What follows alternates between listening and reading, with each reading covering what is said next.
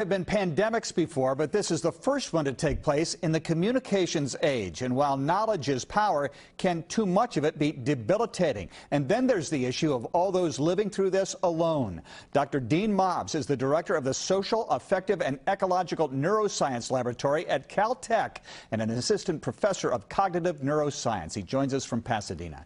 So, Professor, let's first talk about fear and anxiety. Can we assume they have an evolutionary purpose? Well, the way that we define fear is when a threat is here and now. So if I was to put a tiger in the room with you now, that would be how we would define fear. That would create an escape response.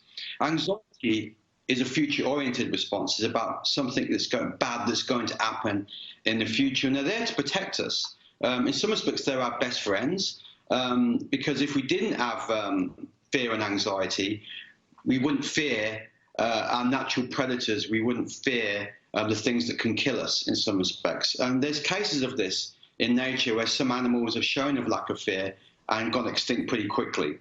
But as you've pointed out, humans are different. There's really two components to human anxiety that are important in terms of distinguishing us from other animals. The first is our ability to be able to think about the future, this wonderful imagination system that we have. And if we can think about the future, we can think about bad things that can happen to us in the future.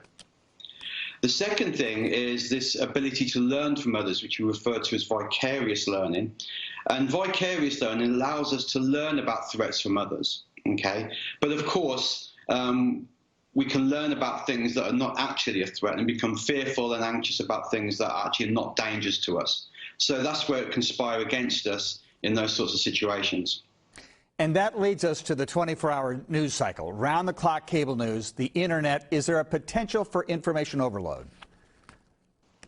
Yes, because the way that our anxiety circuits in our brain, if you want to call them that, have evolved for small groups.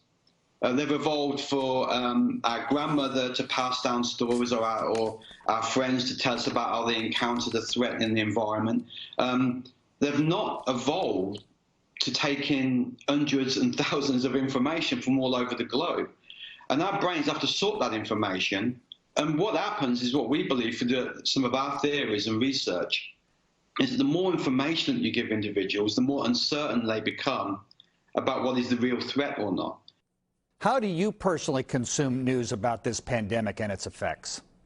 What I've done, and we've done with my family, is really restrict the amount of news. I don't watch that much news at the moment. I catch up with it in the morning. I am more interested in what the CDC has to say than anyone else. And at the same time, I'm focusing what I need to do, me and my family, and that's social isolating, and playing our part in this pandemic. Getting back to fear and anxiety, you say it can be exacerbated by being exposed to too much information from too many sources. Something my industry would rather not be the case, but so be it. What about time? Is there a high cost to long periods of social isolation that many people are experiencing? I think so. Now, work from the field of social psychology supports this idea that when we're under threat, when we feel that we're in danger, we seek the company of others. Okay, and that when we're in the company of others, that reduces anxiety and so forth. We also know that social isolation increases the likelihood of depression, anxiety, suicide ideation. Okay, and of course we have this double whammy here. We already have this anxiety about the virus as well. I think there's going to become a point where we have to make that balance between the mental health issues associated with the social isolation and the virus itself. But I don't see that, like from the CDC as well. I don't see that happening for a few months at least. Dr. Dean Mobbs, professor of cognitive neuroscience at Caltech, thanks for taking the time. Great, thank you. I really appreciate it. I'll have some final comments after this.